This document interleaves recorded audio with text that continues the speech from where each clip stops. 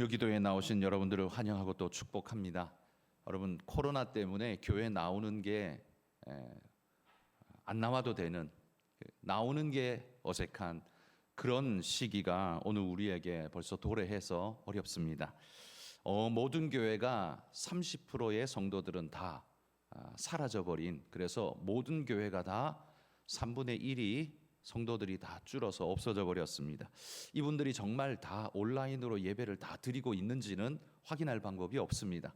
그냥 마음에 그러기를 바란다라는 소원이 있을 뿐이죠.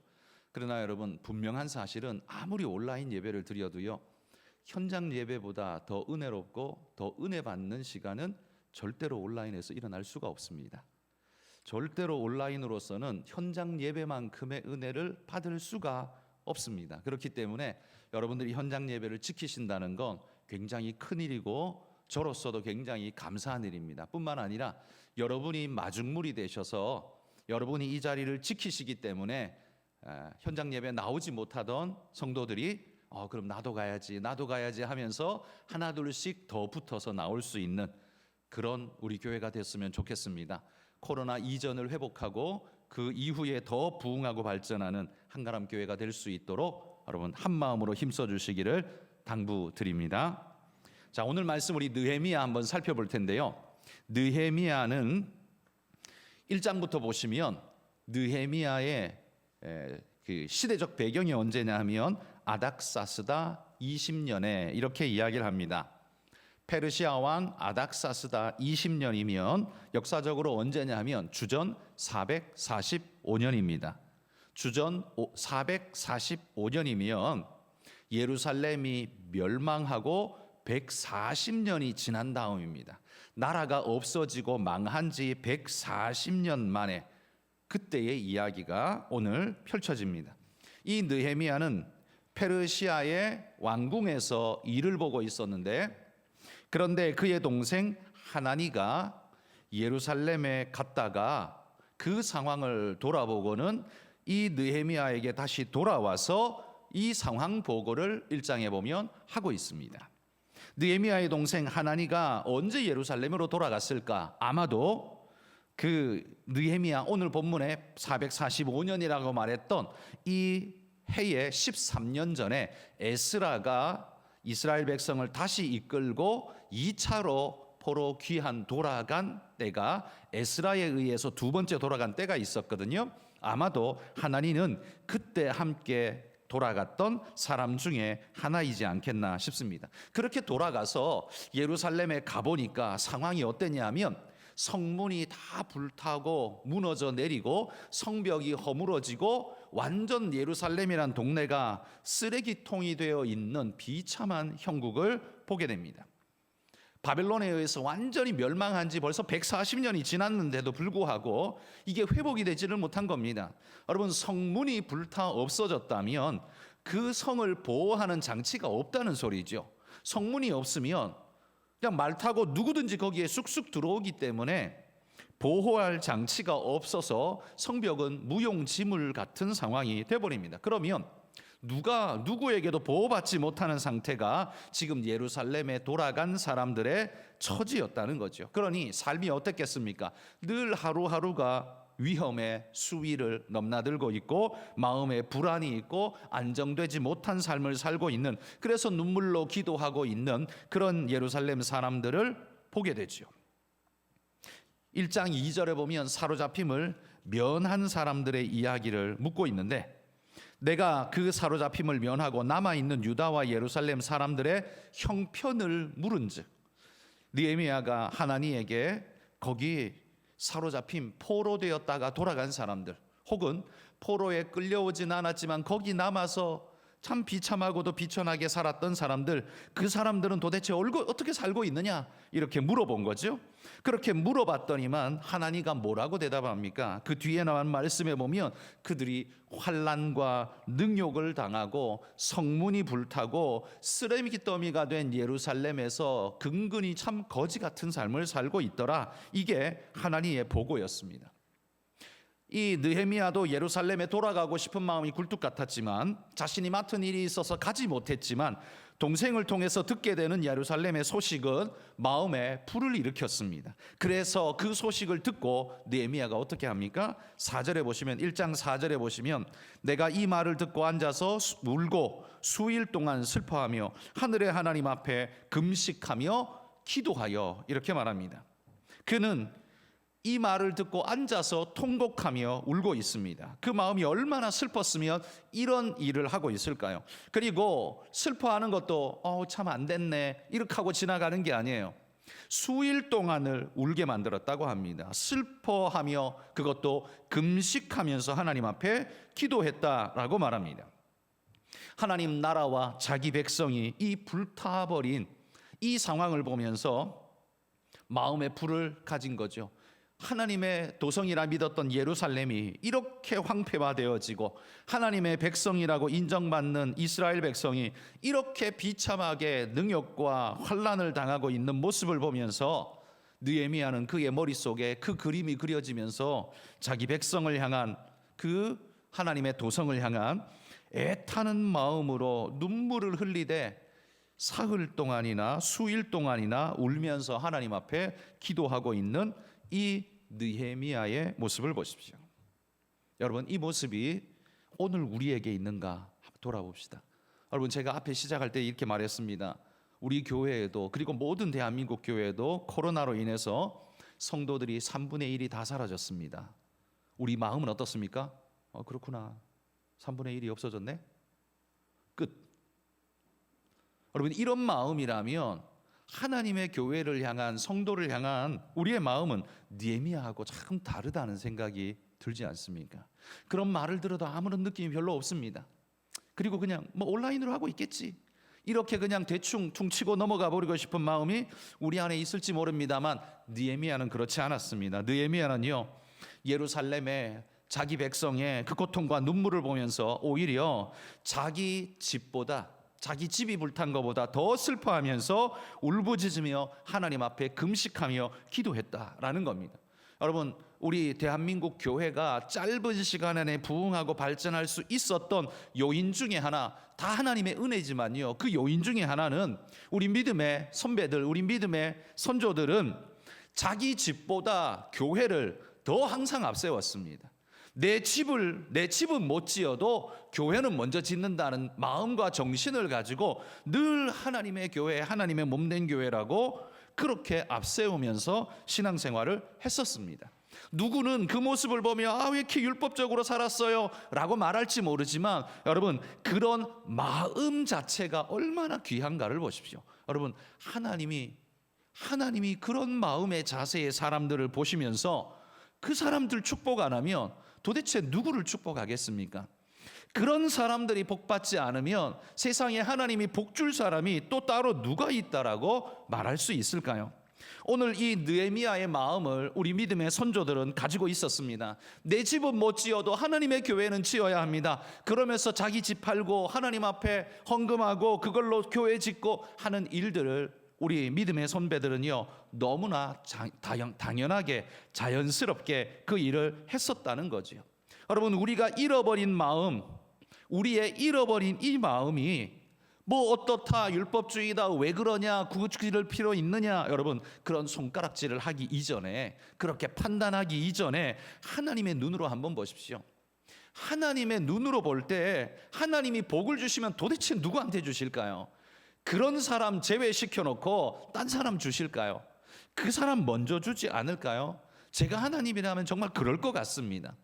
여러분, 우리도 하나님의 복 받기를 사모하면서 복 받을 일은 다 피해 다니고, 다 교묘히 피해 다니고 하나님 앞에 복 받기를 바란다라고 말만 하는 건, 그건 오늘 느헤미야의 모습하고는 전혀 다른 모습이리라 생각합니다. 여러분, 우리 마음도 하나님의 몸된 교회와 이 땅의 복음 역사를 바라보면서 애통하는 마음으로 기도할 수 있었으면 좋겠습니다.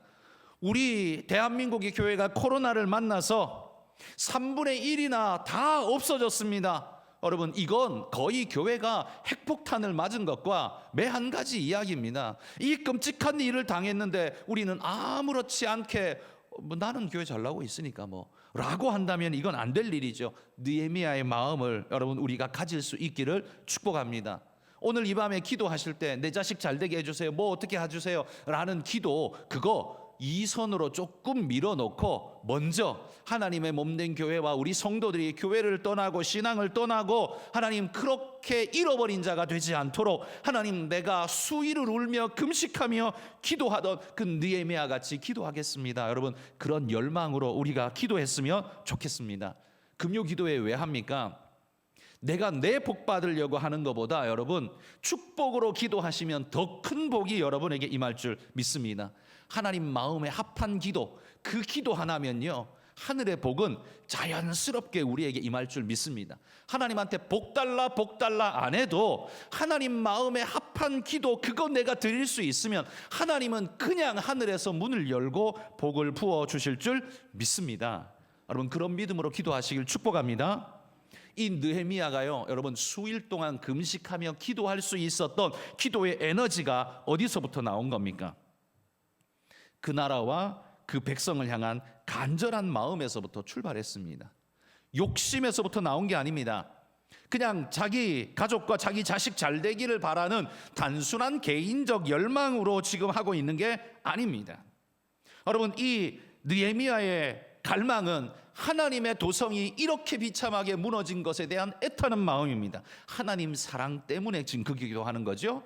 또 하나, 그의 백성이, 자기의 동포인 그의 백성이 그렇게 비참한 삶으로 죽어져 가고 고통받고 정말 거지 같은 삶을 살 수밖에 없는 형국에 떨어진 걸 바라보면서 마음이 끊어질 듯해서 수일 동안 금식을 할 수밖에 없는 이 마음은 이웃 사랑의 마음을 그대로 보여주지 않습니까? 그러니까 느헤미야의 기도는요 하나님 사랑과 이웃 사랑의 전형적인 모습을 보여주고 있다는 겁니다.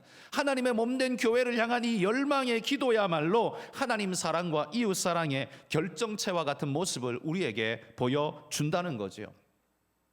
여러분 우리의 기도는 우리의 몸된 교회와 복음을 향해 얼만큼의 간절함으로 기도하고 있습니까? 내 기도의 동력은 혹시 우리 집에 돈이 모자랍니다, 내 자식이 시험을 칩니다, 승진해야 되겠습니다, 여러분 요것만이 내 기도의 동력입니까? 아니면 하나님의 교회를 생각하며 이 복음의 역사를 생각하며 불타는 마음으로 기도하고 있습니까? 여러분 동력이 다르잖아요. 자기 필요에 의한 동력은 욕심에 치우칠 수 있는 요소가 너무 많지만 하나님의 복음에 대한 동력으로 하는 기도는 치우치지 않고 하나님의 마음에 합한 기도가 될 확률이 매우 높은, 하나님이 기뻐하는 기도가 될 것입니다. 느헤미야의 기도가 그랬다는 거예요. 느헤미야의 기도는 자기 가족과 자기 자식들에 대한, 그리고 자기의 발전과 자기의 성공을 위한 그런 것에서 출발한 기도가 아니었습니다.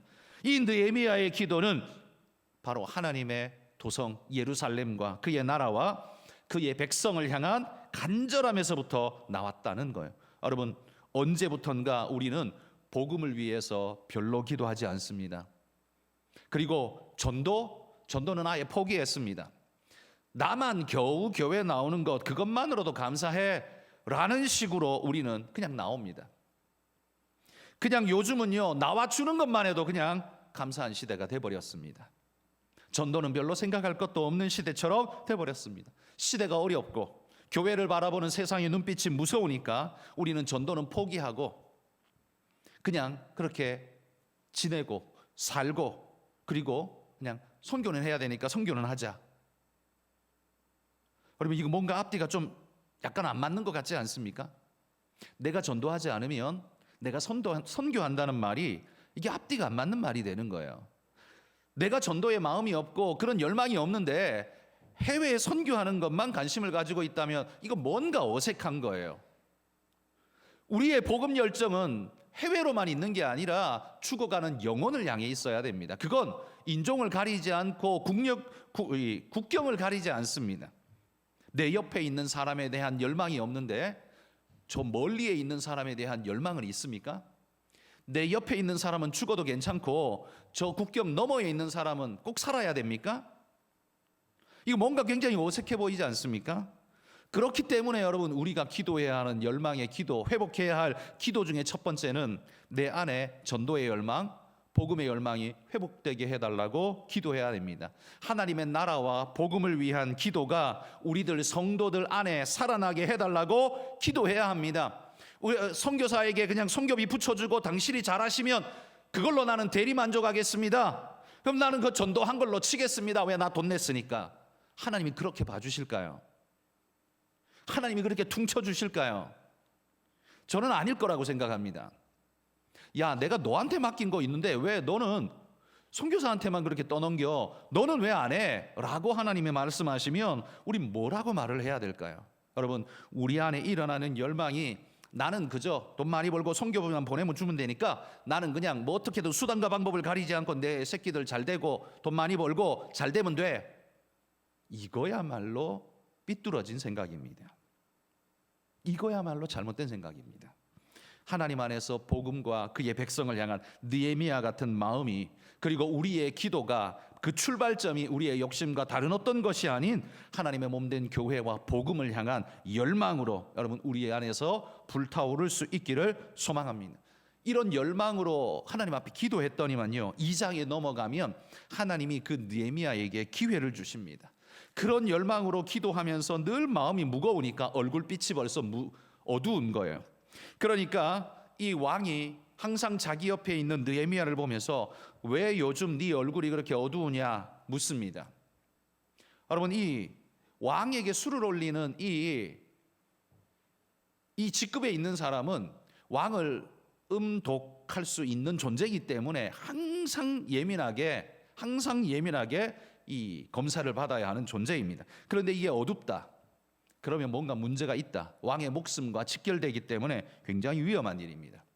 그런데 이렇게 물어주고 있다는 건 왕이 그에 대한 신뢰가 있다는 거죠. 묻습니다. 물으니까 왕에게 2장 5절부터 보면 그가 왕 앞에 아뢰입니다. 왕이 만일 좋게 여기시고 종이 왕의 목전에서 은혜를 입었사오면, 말을 어렵게 꺼내죠. 이게 쉬운 말이 아니기 때문입니다. 느헤미야가 뭘 요청한 겁니까? 내 고국 땅, 내 본향에 황폐화되고 무너진 그 땅을 향해서 내 마음이 아픕니다. 왕이시여, 바라건대 나를 잠시간 보내주셔서 그곳에서 그 내 나라의 백성들이 그래도 조금 안전하게 살 수 있도록 그렇게 내가 마련해 놓고 올 수 있도록 나를 보내주십시오 라고 간청을 하는 거죠. 그런데 여러분, 이 간청이 우리가 듣기에는 되게 좋은 간청이지만 이건 그 시대에 누군가가 모함하려고 들면 얼마든지 모함할 수 있는 간청이었습니다. 왜? 변방에 성벽을 지으러 가겠다는 거잖아요. 그건 왕을 향해 창을 거꾸로 들겠다는 소리처럼 들릴 수도 있는 겁니다.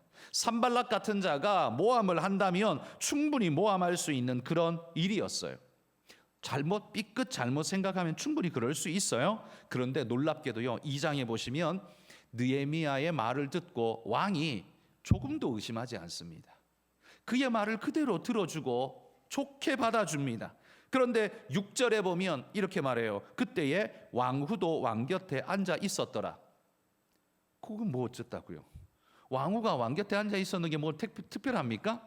결정은 왕후가 하는 게 아니라 왕이 하는데 그 왕후가 앉아 있는 걸 왜 굳이 이야기할까요? 그건 느헤미야에 대해서 왕만 느헤미야를 좋게 보고 좋게 평가한 게 아니라 왕후도 느헤미야를 좋게 보고 그것에 대해 긍정하고 맞장구를 쳐줬다라는 겁니다. 그래서 느헤미야가 청한 그것에 대해서 왕후도 좋게 받아들여주고 그렇게 할 수 있도록 배려를 해줬다는 겁니다. 여러분, 이 일이 우리가 생각할 때는 별것 아닌 것 같지만 이게 모반으로 몰릴 수도 있는 일이기 때문에 굉장히 큰 일이에요. 이걸 위해서 느헤미야는 금식하며 기도했어요. 그 기도의 응답이 이렇게 놀랍게 왔어요. 여러분, 근데 여기서 한 가지 우리가 꼭 생각해야 할 게 있습니다. 느헤미야가 기도만 하고 자기 일을 건성건성 덤성덤성 대충 하고 살았던 사람이라면 왕이 느헤미야의 청을 들어줬을까요? 느헤미야가 자기 일을 평소에 제대로 하지 않고 마음대로 그냥 지 마음대로 마음 nak히는 대로 그냥 마음대로 그렇게 하며 살았던 신뢰할 수 없는 존재였다면 느헤미야의 이 청에 대해서 왕이 이 순간 이렇게 긍정과 동의를 할 수 있었을까요? 그가 아무리 기도했어도 왕이 그런 마음이 들 수 있었을까요? 여러분, 여기에서 우리가 또 한 가지 기도의 제목을 얻습니다. 그건 뭐냐 하면, 여러분이 기도했다라는 것 하나만으로 모든 걸 다 했다고 착각하시면 안 되고, 기도가 삶으로 나타나서 그 삶으로 기도를 뒷받침해야 그 기도가 아름답게 열매 맺게 된다는 겁니다. 느헤미야가 자기 삶으로 성실함으로 최선을 다해서 왕을 섬기는 일에 조금도 미진함이 없이 최선을 다했더니만 왕이 그를 신뢰하고 왕후도 그를 신뢰하고 그가 오해받을 만한 말을 해도 오해하지 않고 제대로 알아듣고 그의 모든 것을 긍정해주는 이런 축복을 그가 얻을 수 있었다는 겁니다. 그렇다면 여러분, 우리가 복음을 위해서 산다고 말하면서 우리가 우리 삶의 직장에서의 삶을 대충 살아가면, 그러면서 하나님 앞에 승진하게 해주세요, 잘되게 해주세요, 내 자식 잘되게 해주세요, 그렇게 기도하면 될까요? 안 됩니다. 그런 마음 자세의 기도는 기도 자체가 틀렸기 때문에 안 들어주십니다. 그리고 우리의 자세 자체가 틀렸기 때문에 불가능한 일이 됩니다. 우리가 진짜 그런 마음이라면, 그리고 복음의 사람이라면 우리는 우리에게 주어진 우리의 삶에 최선을 다해야 됩니다. 그래서 여러분, 직장에서 인정받지 못하는 그리스도인은, 그러면서 기도만 한다라고 말하는 그리스도인은 온전한 그리스도인일 수 없습니다. 그 사람은 뭘 맡겨도 참 정직해요. 최고의 능력자예요. 이 말은요, 못 들을 수 있어요. 왜? 능력의 한계일 수 있으니까요. 그러나 적어도 무슨 말을 들으냐 하면, 그 사람은 참 성실해요. 그 사람은 참 정직합니다. 뭘 맡겨도 최선을 다해요. 안타깝게도 능력에 최선을 다해도 모자람이 있는 건 안타깝지만 그래도 그 사람은 최선을 다했어요. 그것으로 나는 만족합니다. 이렇게 말할 수 있는 우리 직장의 주변인이 내 주변에 있다면, 여러분, 그게 바로 그리스도인의 참된 모습입니다. 여러분, 기도하는 그거 하나로 끝났다고 생각하면 안 돼요. 느헤미야처럼 이런 삶의 자세가 우리의 뒷받침돼요. 그게 바로 기도하는 사람입니다. 기도하는 사람은 삶을 대충 살지 않습니다.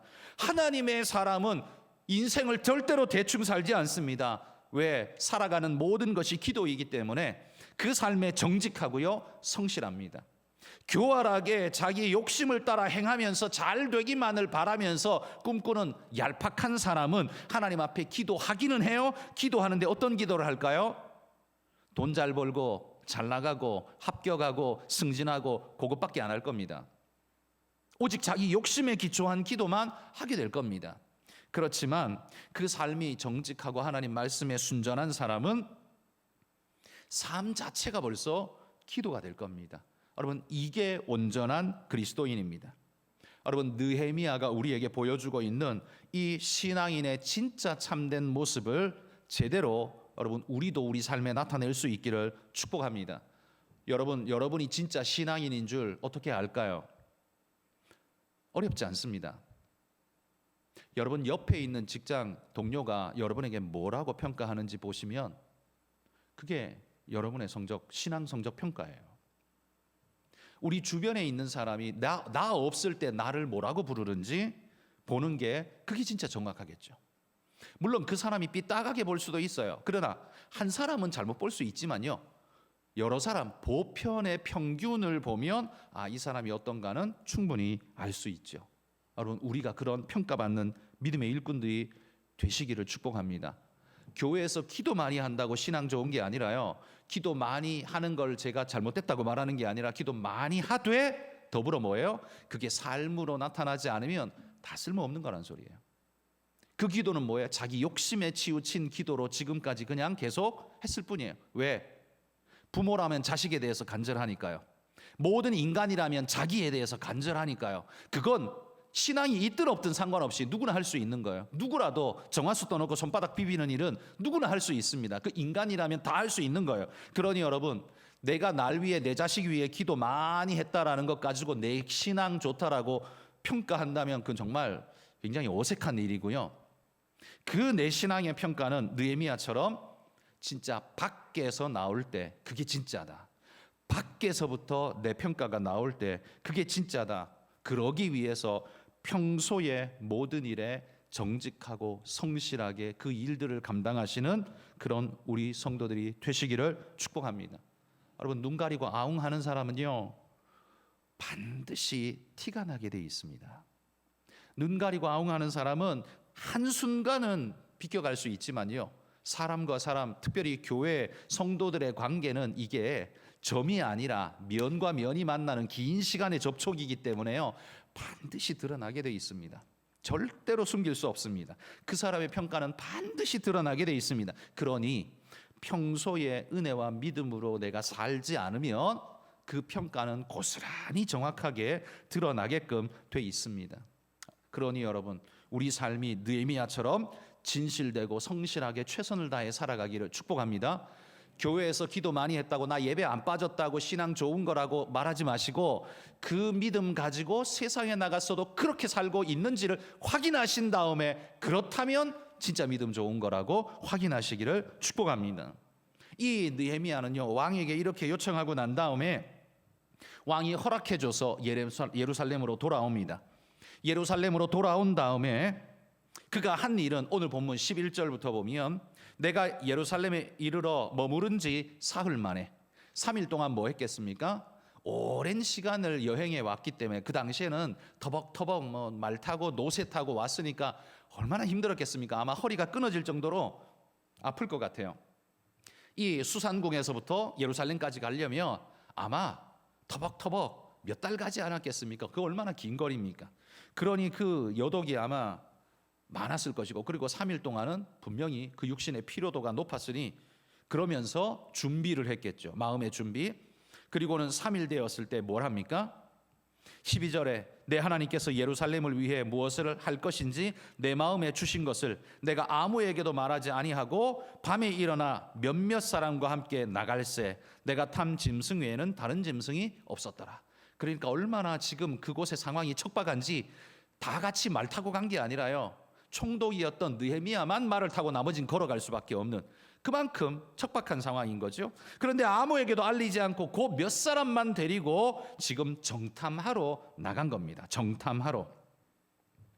예루살렘에 돌아온 느헤미야는 아무도 몰래 시찰을 나간 거예요.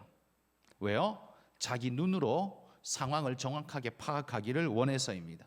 그리고 이 상황이 정확히 파악되어야 내가 이곳의 성벽을 어떤 식으로 건축해야 될지 계획이 설 수 있겠죠. 그래서 이 모든 걸 정확하게 진단하고 보기 위해서 몰래 나아갔던 겁니다. 그런데 아무에게도 알리지 않았어. 왜요? 이 소문이 일찌감치 퍼져서 대적들이 들고 일어나고 또 방해자들이 들고 일어나고 이러기를 원치 않았습니다. 그래서 아무에게도 말하지 않고 조용히 가서 둘러보았습니다. 그런데 그는 그렇게 가서 그 일을 왜 했을까요? 그 일을 왜 했을까요? 이 돈벌이가 되는 일입니까? 물론 총독으로서 녹이 나오기는 하지만, 녹봉이 나오지만 알다시피 그 녹봉은 자기 혼자 꿀꺽한 게 아니라 다 백성들에게 나눠주고 나눠먹는 그런 존재였습니다. 그러면 느헤미야가 수산국에 있었으면 진짜 잘 먹고 잘 살았을 텐데, 여기 와서 척박한 곳에, 척박한 땅에 아무것도 없는 곳에서 정말 죽을 고생을 하면서 살아가는데 여기 왜 와서 이러고 있을까요? 느헤미야가 우리에게 답을 줍니다. 왜 그 고생을 사서 하는가? 왜 그 죽을 고생을 사서 하는가? 12절, 오늘 제 설교 제목이기도 하고 12절에 이렇게 말합니다. 내 하나님께서 예루살렘을 위해 무엇을 할 것인지 내 마음에 주신 것을. 그러니까 느헤미야가 하고 있는 건 뭐 때문에 하는 거라고요? 하나님이 내 마음에 주신 그것을 이루기 위해서 지금 나아가고 있는 겁니다. 돈 때문에 움직이고 있습니까? 아닙니다. 느헤미야를 등 떠밀고 있는, 움직이도록 만드는 동인이 뭡니까? 돈이 아니에요. 권력도 아니고 명예도 아닙니다. 오직 하나님이 내게 주신 것, 바로 그걸 이야기합니다. 그게 뭐예요? 지금 우리 말로 말하면 하늘의 소망과 비전이라고 말할 수 있죠. 하나님이 그에게 주신, 그의 마음에 주신 사역적 소망, 비전을 그의 마음에 주셨을 때 그는 그 마음을 품고 불을 품고 나아간 겁니다. 돈이 안 돼도, 힘들어도, 대적이 일어나도 아무 상관이 없었습니다. 왜? 그건 나를 위한 일이 아니라 하나님이 내게 주신 마음의 불이기 때문에, 마음에 조금도 흔들림이 없는 하나님이 주신, 내 마음에 주신 불이기 때문에 느헤미야는 흔들리지 않았습니다. 대적이 일어나도 흔들리지 않았습니다. 어떻게 그럴 수 있었습니까?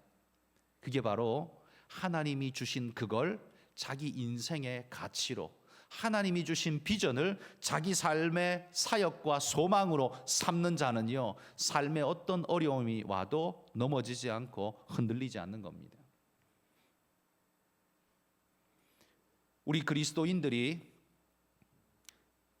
모든 사람은 다 먹고 살아야 하기 때문에 우리에게는 돈이 필요합니다. 그리고 이 땅을 살기 때문에 명예와 관계도 필요합니다. 그런데 여러분, 나를 움직이는, 내가 이 땅을 살고 오늘 내가 살고 있는 모습은 무엇 때문에 이렇게 살고 있는가를 한번 정직하게 자기를 돌아보십시오. 내가 무엇 때문에 이렇게 살고 있는가? 이 일을 왜? 교회를 왜 가고? 내가 이 말을 저 사람한테 왜 하고 있고? 내 자식에게는 뭐라고 가르치고 있고? 나는 내 삶을 어떻게 살고 있는가를 한번 돌아보십시오. 뭐 때문입니까? 뭐가 나를 떠밀어서 그 일을 하고 있습니까? 대부분의 사람들은요, 먹고 살기 위해서입니다. 그렇죠?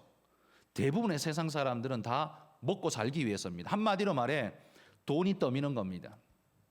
돈이 떠미는 대로 가는 겁니다. 그런데 그리스도인들만 다릅니다. 진짜 그리스도인들만 다릅니다. 어떻게 달라요? 하나님이 주신 비전과 소망을 따라서 말씀이 떠미는 대로 살아가는 게 그렇게 그리스도인입니다. 그러나 여러분, 모든 교회 다니는 사람들이 다 그렇게 살지는 않습니다. 그러니 여러분, 여기 계신 여러분들은 구별된 존재가 되시길 소망합니다. 딴 걸로 구별될 게 아니라요, 세상 사람들은 돈과 필요가 떠밀어서 움직이지만 나는 하나님이 내 마음에 주신 것, 그 비전과 소망 때문에 움직인다라고 할 수 있다면 여러분은 반드시 구별된 존재라고 확실히 믿습니다. 내가 뭐 제사장이라서 구별되고 목사라서 구별되는 게 아닙니다. 하나님이 내 마음에 주신 비전과 소망이 나를 떠밀고 있다면, 그래서 내가 그 일을 하고 있고, 내가 그 말을 하고 있고, 내가 그렇게 가르치고 있고, 내가 그렇게 행하고 있다면 그게 바로 신앙의 소망자이고 하나님께서 떠미시는 자입니다. 이게 바로 하나님이 내 마음에 주신 것 가지고 살아가는 느헤미야 같은 사람이라는 겁니다. 여러분, 세상 모든 사람들이 돈 따라 움직일 때 그리스도인들은 가치를 따라 움직여야 합니다. 그 가치는 하나님이 우리에게 주신 가치여야 합니다. 그 소망의 가치, 물질 가치 말고요, 땅에서 나온 가치보다 하늘에서 내려온 가치를 붙잡고 우리는 믿음으로 가야 합니다. 이 느헤미야를 보십시오. 하나님이 내 마음에 주신 것, 이건 언제 받았을까요? 아마 수일간 울며 금식하며 기도할 때, 아마 그때 받았을 거라고 저는 생각합니다. 그리고 그 마음에 그 비전을 가지고 있기 때문에 왕이 물을 때에 그걸 가감없이 이야기할 수 있었고 지금 이 일을 할 수 있는 겁니다. 그런데 여러분, 하나님이 그 마음에 주신 그 비전을 따라가려고 할 때 그가 해야 할 일이 있었습니다. 뭐냐 하면 편안하고 안락한 지금 그의 그 자리를 버려야만 했습니다. 수산궁을 버려야만 예루살렘에 갈 수 있습니다. 그렇죠? 수산궁을 내려놓지 않고는 예루살렘 못 갑니다. 그러니 그 안락한 곳 수산궁을 내려놓고 그 척박한 땅, 그 쓰레기 더미 같은 예루살렘을 택하여 갔습니다. 한마디로 말해, 쉽게 말해 그는 안락한 집을 버렸고 최고의 직장을 버렸습니다. 그리고 그의 미래가 열려있는 곳을 버리고 그의 미래가 척박해 보이는 그곳을 향해 갔습니다. 여러분, 세상에 누가 이렇게 움직이는 사람이 있습니까? 세상의 모든 사람은 더 나은 곳으로 움직이고 더 많이 버는 곳을 향해 달려가고 더 윤기 나는 것을 향해서 달려가는 게 그게 인간의 인지상정입니다. 그런데 어떻게 이 사람은 이렇게 갈 수 있었을까요? 어떻게 직장을 버리고 안전한 터전을 버리고 척박한 미래로 나아가는데 주저함 없이 이렇게 갈 수 있었을까요? 그게 바로 뭐라고요? 하나님이 내 마음에 주신 것을 마음에 품을 때에만 그게 가능한 거예요. 하나님이 내 마음에 주신 것을 품는 사람만이 그게 가능한 거예요. 그러니 물질이 나를 떠밀어서 가고 있는 게 아닙니다. 세상의 명예가 나를 떠밀어서 이 일을 하고 있는 게 아닙니다. 하나님이 내 마음에 주신 하늘의 소망, 하늘의 비전이 내 마음에 꿈틀거릴 때 그 어떤 것도 더 이상 내 마음을 빼앗아갈 수 없습니다. 결단하는 겁니다. 여러분, 목사로 하나님 주님 앞에 내 일생을 드리겠습니다. 결단할 때 고민 안 하는 사람이 있겠습니까? 고민 안 하는 사람은 다 고민합니다. 왜? 그 길이 하이웨이는 아니기 때문에 분명히 고민합니다. 여러분, 선교사로 나가겠습니다 울며 결단할 때 여러분, 그렇게 편안하게 근심 걱정 없이 그렇게 결단하는 사람이 있겠습니까? 없습니다. 다 버려야 할 게 많습니다. 수산궁을 버려야 하고요, 그 금 직장을 버려야 합니다. 보장되어 있는 미래를 버려야 합니다. 한마디로 말해 생각해 보십시오. 여러분 아파트 버리고, 여러분 직장 버리고, 여러분 연금을 버렸다고 생각해 보십시오. 가능합니까? 이거 가능합니까? 느헤미야가 한 게 이거라는 말입니다. 근데 이게 가능하도록 만든 게 뭡니까? 도대체 뭐가 이걸 가능하게 만들었냐는 거죠. 이거 누가 하라고 한다고 하겠습니까? 이건 누가 하라고 한다고 절대 못합니다. 그런데 느헤미야는 했어요. 뭐 때문에요? 하나님이 내 마음에 주신 것, 그것 때문에 했어요. 여러분, 이게 우리를 움직이는, 다른 어떤 것도 나를 막을 수 없는 가장 강력한 동인이고 원인이 된다는 사실. 여러분, 이 뜨거움을 품은 사람만이 십자가를 지고 주님을 따라갈 수 있는 겁니다. 이런 결단을 한 사람만이 내 미래, 내 좋은 것 내려놓고 하나님을 향해 가겠습니다라는 결단이 설 수 있는 겁니다. 교회 좀 나왔다고 되는 일이 절대 아닙니다. 내 예배 안 빠졌다라고 되는 일이 절대로 아닙니다. 내 마음속에 하나님이 주신 이 내 마음에 주신 것, 하나님이 내 마음에 주신 게 없는 사람은 절대로 그 일 못합니다. 그러니 여러분, 우리가 오늘 뭘 기도해야 되겠습니까? 하나님 내 마음에도 주시옵소서. 여러분, 이 기도하시기를 소망합니다. 하나님 내 마음에도 하나님 불꽃 같은 뜨거운 복음의 열망을 주시옵소서. 하나님을 기대하는 소망을 주시옵소서. 목사님, 그러면 나 선교 가야 되잖아요. 무서워서 못해요. 하나님이 꼭 다 선교사 시키는 건 아닙니다. 여러분의 삶의 모든 자리에서 하나님이 부르시는 부름을 들을 수 있는 귀가 있다면 여러분은 여러분의 모든 자리에서 선교사로 살게 될 것입니다. 그게 우리가 해야 할 일이라는 말입니다. 그러면 나는 어떻게 그렇게 될 수 있는가? 하나님이 내 마음에 주시는 그것을 따라가십시오. 계산하지 말고 따라가십시오. 하나님이 내 마음에 도전하실 때 계산부터 하는 사람은 절대로 못 따라갑니다. 왜? 계산하고 있을 때 사탄이 그 옆에서 계속 조미료를 치고 있거든요. 계속 기름을 발라서 미끄러지게 만들거든요. 그렇게 계산해서는 못 갑니다. 여러분, 하나님이 내 마음에 뭔가를 주실 때 결단하고 아멘하고 따라가 보십시오. 그 순간 하나님의 은혜 앞에 내어 맡기고 가면 하나님의 놀라운 은혜가 우리 삶에도 주어질 줄 믿습니다. 이렇게 산 사람이 누굽니까? 바로 예수님입니다. 주님이 그 마음에, 하나님께서 그 마음에 주신 것, 그 구원을 위해 십자가라는 걸 버젓이 알면서도 주님은 하늘 보좌를 버리고 이 땅에 와서 십자가를 지시고 죽으셨던 분, 우리 주님입니다. 하나님의 마음을 가졌기에, 물론 그분이 하나님이시니까 가능한 거죠. 사도 바울 보십시오. 그의 그 부귀와 존귀의 환경들이 그의 삶에 주어졌어도 다 내려놓고 세계 선교를 향해 나갈 수 있었던 것, 이유가 뭐겠습니까? 하나님이 그의 마음에 주신 것, 그 불타는 마음 때문에 그게 가능했다라는 거예요. 여러분, 우리는 뭐 때문에 불탑니까? 돈 때문에 불타십니까? 사랑 때문에 불타십니까? 아니면 그냥 가족 때문에 불타십니까? 여러분, 그건 나쁜 건 아니지만 우리가 진짜 불타야 하는 건 하나님이 주시는 것으로 인해 불타실 수 있기를 축복합니다. 왜냐하면 우리는 하나님의 사람이니까요. 여러분, 우리는 교회 다니기 때문에 하나님의 사람이 아니라 하나님을 꿈꾸는 사람이기 때문에 하나님의 사람인 겁니다. 하나님이 주시는 것을 갈망할 수 있는 사람이기 때문에 하나님의 사람인 겁니다. 교회 다닌다고 교회 적을 올려놨다고 해서 하나님의 사람이 되는 건 절대로 아닙니다. 여러분, 하나님이 여러분의 움직임, 행동과 모든 것에 동인이 되시기를 축복합니다. 내가 이렇게 하는 이유는 하나님 때문입니다. 복음 때문입니다. 라고 말할 수 있는 그런 멋진 분들이 되시기를 소망합니다. 여러분, 모든 인생은 교회를 다니든 절에 다니든 아무데도 안 다니든 상관없이요, 한번 보십시오. 모든 인생은 하나님 없으면 다 물질 따라갑니다. 이거 부인할 사람 없을 겁니다. 하나님 없으면 100%다 물질 따라갑니다. 왜? 목구멍이 포도청이기 때문에 그렇습니다. 그걸 역행할 수 있는 유일한 존재가 있는데 그게 누구냐? 바로 하나님의 사람인 겁니다. 여러분, 그런 분들이 되시기를 축복합니다.